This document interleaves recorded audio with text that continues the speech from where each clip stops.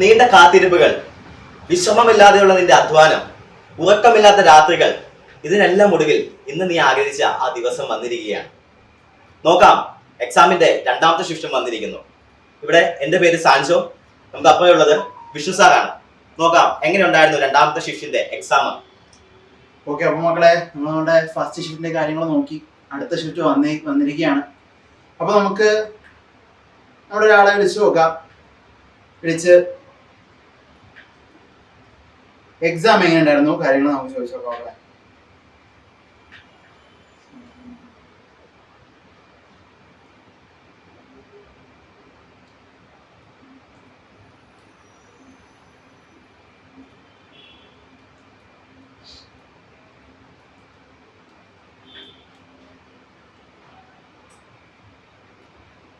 Hello,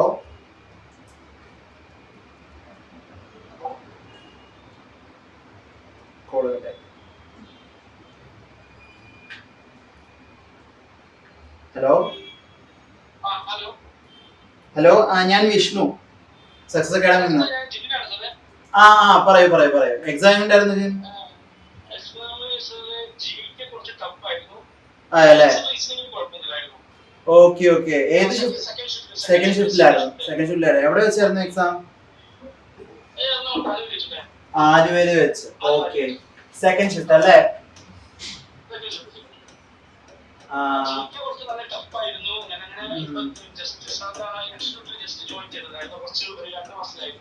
okay.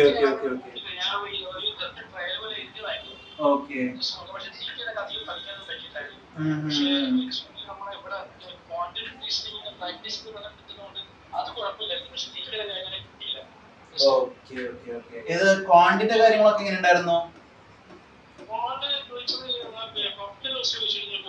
Profit and loss ഉണ്ടായിരുന്നു. Easy ആയിരുന്നു.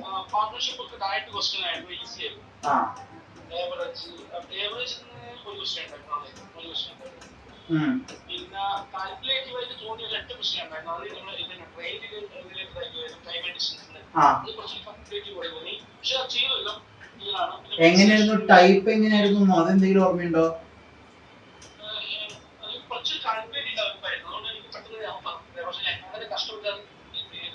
ചെയ്യാൻ പറ്റിയല്ലേ? എങ്ങനെയോ? ഓക്കെ. കാൽക്കുലേറ്റീവ് ആയിരുന്നു.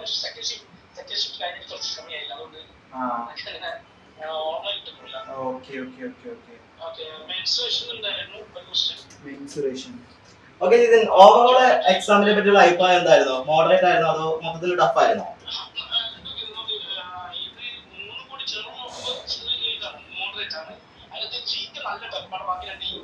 ഓക്കെ, എത്ര ക്വസ്റ്റ്യൻസ് അറ്റംപ്റ്റ് ചെയ്തു?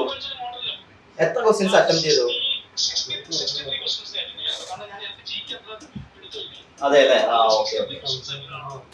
ഓക്കെ.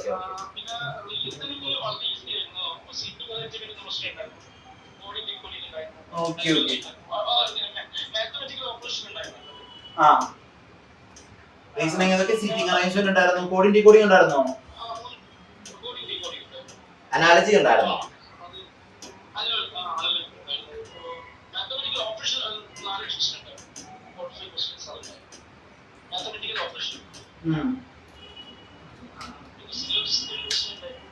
ഓക്കെ, ബ്ലഡ് റിലേഷൻ ഉണ്ടായിരുന്നോ? ക്ലോക്ക്, ഡൈസ് അങ്ങനെ എന്തെങ്കിലും? ഓക്കെ. ഡൈസ് ഉണ്ടായിരുന്നോ? ഡൈസ്.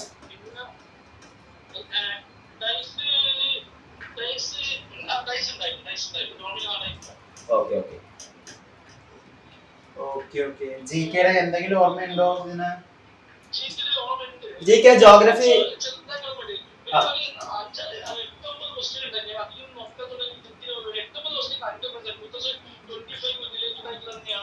കറണ്ട് അഫയേഴ്സ് അല്ലേ?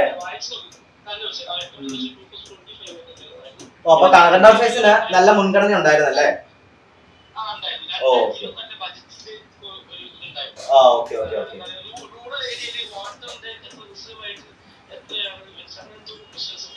അതെ.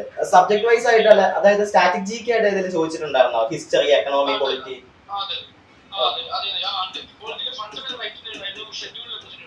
ഫണ്ടമെന്റൽ റൈറ്റും ഷെഡ്യൂൾ അല്ലേ? ഓക്കെ അതെ അതെ ഓക്കെ ഓക്കെ ഓക്കെ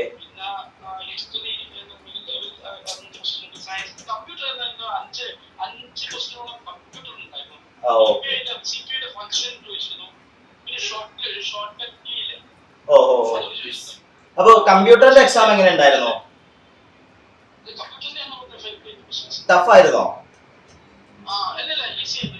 നോർമൽ ആയിരുന്നോ? ഓക്കെ ഓക്കെ ഓക്കെ ഓക്കെ ആ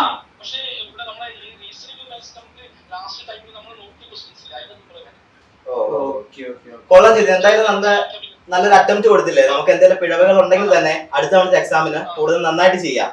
okay all the best. Okay, മൊത്തത്തിൽ നോക്കുമ്പോൾ നമ്മുടെ ഫസ്റ്റ് ഷിഫ്റ്റും സെക്കൻഡ് ഷിഫ്റ്റും തമ്മിൽ ക്വാണ്ടിൽ അങ്ങനെ വലിയ വ്യത്യാസം വരുന്നതായിട്ട് നമ്മൾ തോന്നുന്നില്ല. ഏകദേശം ഒരു മോഡറേറ്റ് ആണോ സാറേ? ഏകദേശം എന്ന് പറഞ്ഞു കഴിഞ്ഞാല് നേരത്തെ ചോദിച്ചപ്പോ ആവറേജ് നമുക്ക് നേരത്തെ ചോദിച്ചാലും നമുക്ക് കാണാനുണ്ടായിരുന്നു ആവറേജ്. ഓക്കെ, അതിനൊപ്പം തന്നെ ട്രെയിൻ ഇപ്പൊ പുതിയതായി വന്നതാണ്. മെൻസുറേഷൻ എല്ലാവരുടെയും സ്ഥിരമായിട്ടുള്ള ഒരു കഥയാണല്ലോ മെൻസുറേഷൻ എന്ന് പറഞ്ഞു കഴിഞ്ഞാൽ. നമ്മൾ കാണുന്ന എല്ലാ എക്സാംസിനും സ്ഥിരമായിട്ടുള്ള ഒരു സെക്ഷനാണ് ഈ മെൻസുറേഷൻ എന്ന് പറയുന്നത്. ഓക്കെ, അതിന്റെ ഒപ്പം തന്നെ പ്രോഫിറ്റ് ആൻഡ് ലോസ് ഒക്കെ പൊതുവെ സിമ്പിൾ അല്ലേ? നമ്മൾ ഈ ഓൾജിബ്ര ടെക്നോമെട്രി ഒക്കെ നോക്കുന്നതിനേക്കാളും ഉറപ്പായിട്ടും പെർസെന്റേജ് എന്നുള്ള കോൺസെപ്റ്റ് കയ്യിലുണ്ടെങ്കിൽ പ്രോഫിറ്റ് ആൻഡ് ലോസ് ഉറപ്പായിട്ടും സിമ്പിൾ ആണ്. അപ്പൊ സെക്കൻഡ് ഷിഫ്റ്റും ഫസ്റ്റ് ഷിഫ്റ്റും തമ്മിൽ വലിയ വ്യത്യാസം ഇല്ലെന്ന് തന്നെ നമുക്ക് വേണം പറയാം. അപ്പൊ അങ്ങനെയാണെങ്കിൽ തേർഡ് ഷിഫ്റ്റ് ടഫ് ആവാൻ ചാൻസസ് ഉണ്ടാവുമോ? എന്തായിരിക്കും സാറേ? ഫസ്റ്റ് ഷിഫ്റ്റും സെക്കൻഡ് ഷിഫ്റ്റും കുറച്ച് മോഡറേറ്റ് എന്നുള്ള രീതിക്ക് പറഞ്ഞ സ്ഥിതിക്ക് അതിനുള്ള ചാൻസസ് ഉണ്ട്. അങ്ങനെയാണ് സാധാരണ. ഓക്കെ, പിന്നെ ജികെയുടെ കാര്യത്തെ പറ്റി സാറിന് എന്താ പറയാനുള്ളത്? ജികെയുടെ കാര്യം ഏറ്റവും കൂടുതൽ കറണ്ട് അഫയേഴ്സിനാണ് മുൻഗണന കൊടുത്തിരിക്കുന്നത്. ഇപ്പൊ കറണ്ട് അഫയേഴ്സ് നന്നായിട്ട് നോക്കിയവരുണ്ടായിരുന്നെങ്കിൽ നിങ്ങൾക്ക് നന്നായിട്ട് തന്നെ അറ്റംപ്റ്റ് ചെയ്യാൻ പറ്റും. അപ്പൊ നമ്മൾ എന്താ മനസ്സിലാക്കണ്ടേ? കറണ്ട് അഫയേഴ്സിന് നമ്മൾ നന്നായിട്ട് അപ്ഡേറ്റ് ആയിരിക്കുക. കറണ്ട് അഫയേഴ്സിന് ഏത് എക്സാം ബോർഡ് ആണെങ്കിൽ പോലും നല്ലൊരു മുൻഗണന കൊടുക്കുന്നുണ്ട്. കറണ്ട് അഫയേഴ്സ് വെച്ചിട്ടാണ് അവർ ക്വസ്റ്റ്യൻ ഇടുന്നത്. ഇപ്പൊ സ്റ്റാറ്റിക് ജികെ ആണ് നമ്മൾ പറയുന്നുണ്ടെങ്കിൽ പോലും, ഇപ്പോൾ ഫോർ എക്സാമ്പിൾ ഹിസ്റ്ററിയിൽ നമുക്ക് ഈ അടുത്ത് ചന്ദ്രശേഖര ടെമ്പിളിന്റെ അടുത്ത് വെച്ചിട്ട് നമുക്ക് പഴയ കുറച്ച് ആർക്കിടെക്ചേഴ്സ് കണ്ടു കിട്ടിയിട്ടുണ്ട്. അപ്പൊ അതൊരു കറണ്ട് അഫയേഴ്സ് ആയിട്ട് ഹിസ്റ്ററിയിൽ നിന്ന് ചോദിക്കാൻ ചാൻസസ് ഉണ്ട്. അപ്പൊ നമ്മൾ ഓർക്കുമ്പോൾ എന്താ നമ്മൾ വിചാരിക്കുന്നത്?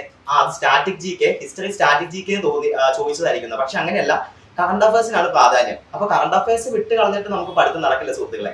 അപ്പൊ നിങ്ങൾ മാക്സിമം കറണ്ട് അഫയേഴ്സ് നോക്കാൻ ശ്രമിക്കുക. ഇവിടെ കറണ്ട് അഫയേഴ്സ് തന്നെ കളി നടക്കുന്നത്. അതെ, അപ്പൊ കറണ്ട് അഫയേഴ്സ് നന്നായിട്ട് നോക്കുക. ഫസ്റ്റ് സെഷനിനകത്ത് എങ്ങനെയായിരുന്നു കറണ്ട് അഫയേഴ്സ്? കറണ്ട് അഫയേഴ്സ് ഏകദേശം ഇതുപോലെ തന്നെ ക്വസ്റ്റ്യൻസ് തന്നെ. ഏകദേശം കൗണ്ട് വലിയ വ്യത്യാസം വരുന്നില്ല. കറണ്ട് അഫയേഴ്സ് തന്നെയാണ് അവർ ഏറ്റവും കൂടുതൽ പിടിച്ചിരിക്കുന്നത്.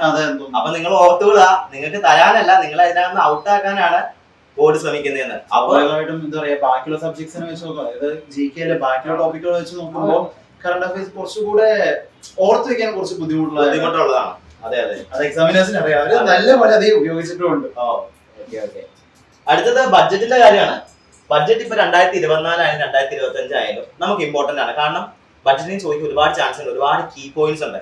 ഫോർ എക്സാമ്പിൾ ഇപ്പൊ 2035 ആകുമ്പോഴത്തേക്കും അല്ലെങ്കിൽ 2070 ആകുമ്പോഴത്തേക്കും നമ്മൾ കാർബൺ ന്യൂട്രാലിറ്റി ബാധിക്കുമെന്നാണ് നമ്മുടെ ഗവൺമെന്റ് പറഞ്ഞിരിക്കുന്നത്. അപ്പോൾ അതിന് മുന്നോടിയായിട്ട് നമ്മൾ ഇത്തവണത്തെ ബഡ്ജറ്റിൽ ചെയ്തിരിക്കുന്ന ഒരു പരിപാടിയാണ്, അതായത് ഇലക്ട്രിക് വെഹിക്കിൾസിന്റെ അതിന്റെ ടാക്സ് കുറയ്ക്കുക എന്നുള്ളത്. അപ്പൊ നിങ്ങളൊന്ന് ആലോചിച്ച് നോക്കാം, അങ്ങനെ ടാക്സ് കുറയ്ക്കുകയാണെങ്കിൽ എല്ലാവരും പെട്രോളിയം വെഹിക്കിൾസ് യൂസ് ചെയ്യുന്നതിന് പകരം ഇലക്ട്രിക് വെഹിക്കിൾസിലേക്ക് മാറും. അപ്പൊ പെട്രോളിയം വെഹിക്കിൾസ് ഉണ്ടാക്കുന്ന ആ ഒരു എന്താണ് പൊല്യൂഷൻ കുറയ്ക്കാൻ പറ്റും. അപ്പൊ ഗവൺമെന്റ് ചിന്താഗതി കാര്യങ്ങൾ അതിനകത്തുണ്ട്. അതുപോലെ തന്നെ കഴിഞ്ഞ ബഡ്ജറ്റിനാണെങ്കിൽ പോലും ഒരു കീ പോയിന്റ് ആണ്, അതായത് 5ാമത്തെ സ്ട്രാറ്റജി എന്ന് പറയുന്നത് 2035 ആകുമ്പോഴത്തേക്കും ഇന്ത്യ ഏകദേശം 35% അതായത് ഈ കാർബൺ ഡയോക്സൈഡ് പൊല്യൂഷൻ കാര്യങ്ങൾ കുറയ്ക്കുമെന്നാണ് പറഞ്ഞിരിക്കുന്നത്. അപ്പൊ ബഡ്ജറ്റ് നമുക്ക് ഒരുപാട് ഇമ്പോർട്ടന്റ് ആണ്. ബഡ്ജറ്റ് നോക്കിയില്ലെങ്കിൽ യാതൊരു കാര്യമില്ല. കറണ്ട് അഫയേഴ്സ് റിലേറ്റഡ് ആയിട്ട് ചോദിക്കാൻ അല്ലെങ്കിൽ ബഡ്ജറ്റിന്റെ കീ പോയിന്റ്സ് തന്നെ എടുത്ത് ചോദിക്കാൻ ചാൻസ് ഉണ്ട്. അപ്പൊ ബഡ്ജറ്റ് ഇമ്പോർട്ടന്റ് ആണ്. അടുത്ത ഷിഫ്റ്റിന് പോകുന്നവരാണെങ്കിൽ പോലും ബഡ്ജറ്റ് നോക്കുക, കറണ്ട് അഫയേഴ്സ് നന്നായിട്ട് നോക്കി പോവുക. പിന്നെ ഉള്ളത് ഹിസ്റ്ററി ചോദിച്ചിട്ടുണ്ടെന്നാണ് പറഞ്ഞത്. പിന്നെ പൊളിറ്റിയിലാണെങ്കിൽ ഫണ്ടമെന്റൽ റൈറ്റ്സ് ഏതൊരു എക്സാമിന് ഇമ്പോർട്ടന്റ് ആണ്.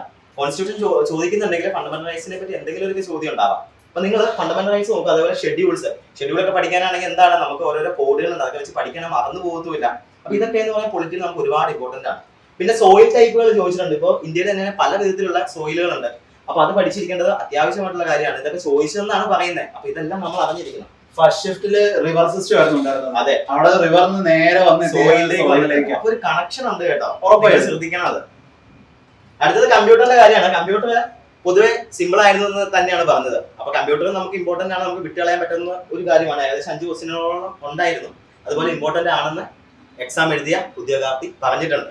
അപ്പൊ ഈ കാര്യങ്ങളെല്ലാം GK നിങ്ങൾ ശ്രദ്ധിക്കേണ്ട ഒരു കാര്യമാണ്. പിന്നെ അല്ല, അത്രയും കാര്യങ്ങളാണ് മെയിൻ ആയിട്ട് നമുക്ക് പറയാനുള്ളതും ശ്രദ്ധിക്കാനുള്ളതും. എന്ന് വെച്ച് കഴിഞ്ഞാൽ നമ്മൾ GK അതായത് ക്വാണ്ടിറ്റം റീസണിംഗിൽ നോക്കുമ്പോൾ ഒരുപാട് വ്യത്യാസം വന്നിട്ടില്ല എന്നുള്ളത് തന്നെയാണ്.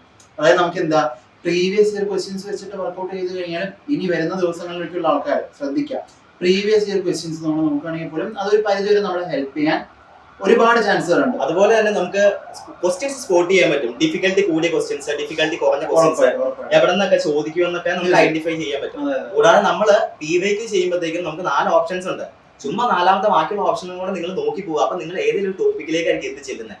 അപ്പൊ നിങ്ങൾക്ക് അതും കൂടെ നിങ്ങളുടെ തലയിലേക്ക് കയറുകയാണ്. അപ്പൊ PYQ വളരെ ഇമ്പോർട്ടന്റ് ആണ്, സാറ് പറഞ്ഞ പോലെ. സത്യം, ശരി സത്യം. അതുപോലെ തന്നെ ജിയുടെ കാര്യങ്ങളെ പറ്റി സാർ എന്താ? ജിയുടെ കാര്യങ്ങൾ ഞാൻ പറഞ്ഞല്ലോ, നിങ്ങൾ കറണ്ട് അഫയേഴ്സ് നമുക്ക് ഇമ്പോർട്ടന്റ് ആണ്. അതല്ലെങ്കിലും ഏത് എക്സാമിനും ഇമ്പോർട്ടന്റ് ആണ് ഗൈസ്. പിന്നെ ബഡ്ജറ്റ് നമുക്ക് ഇമ്പോർട്ടന്റ് ആണ്. പിന്നെ ഓരോ സബ്ജക്ട് നോക്കുവാണെങ്കിൽ നമുക്ക് അങ്ങനെ ഒരുപാട് ഇമ്പോർട്ടന്റ് ആയിട്ടുള്ള കാര്യങ്ങളുണ്ട്. അപ്പൊ നിങ്ങൾ ഈ സമയത്ത് ഇനി ഒരു ഹാർഡ് വർക്കിലേക്ക് പോയാൽ സ്മാർട്ട് വർക്ക് ചെയ്യുക.